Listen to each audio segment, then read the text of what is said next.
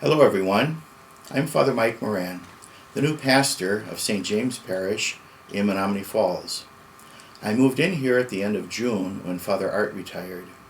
I had been at St. Mary Parish in West Bend for the past 6 years.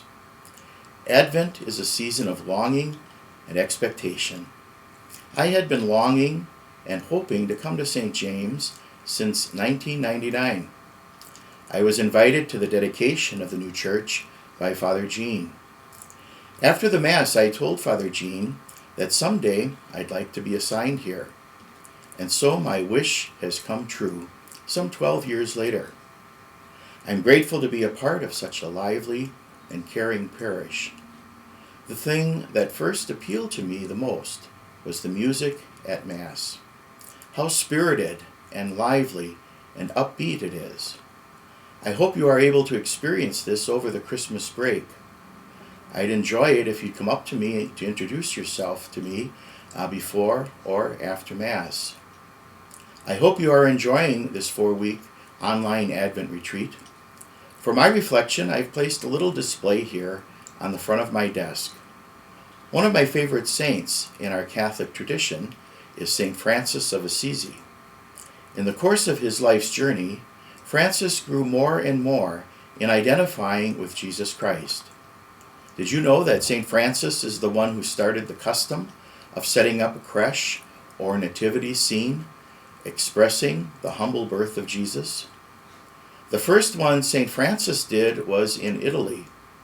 It was a live depiction of the birth of Christ, animals, baby, and all. I recall setting up a nativity scene each year as a child at the home of my grandmother, who, lucky for me, lived right next door. With special care, we set up a little village under her tabletop Christmas tree. I'm sure because of that experience, I enjoy displaying a nativity set every year. I just came back from looking at our church this Sunday afternoon. In just 2 hours, 30-plus members of our parish gave the church an extreme makeover. How beautiful, simple, and elegant the environment is, all ready for our celebrating the Christmas mysteries in just a few days. Perhaps some of you were a part of this project in previous years. A number of our high school confirmation candidates again pitched in, even though the Packers were playing. A new feature this year is that the nativity scene is in the gathering space, right next to the kitchenette where we serve coffee. The natural light from the patio floods the area, making the crib more visible and accessible to all.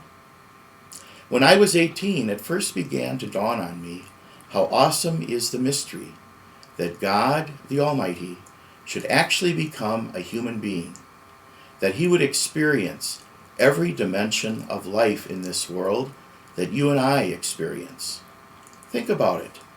Every stage of life you and I go through, Jesus went through.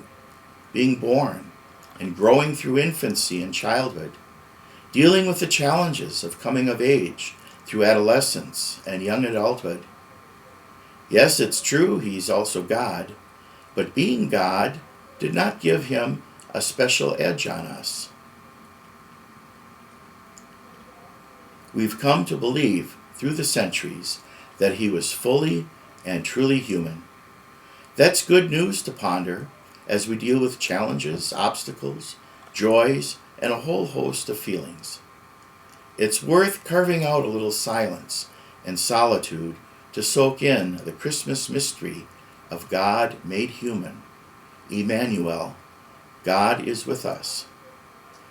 The other figure I put here with my nativity scene is to let you know that I have a daily companion who's now napping under my desk. Comet, an 8-year-old golden retriever. I hope you have a chance to meet him. He's very affectionate. After all, you know what dog spelled backward is. What a great reminder of the creative ways in which our God takes care of us through all dimensions of creation in this world. As St. Francis would say, I wish you peace and goodness. Peace and goodness to you all during the Christmas season and throughout all of 2012. I'll see you soon.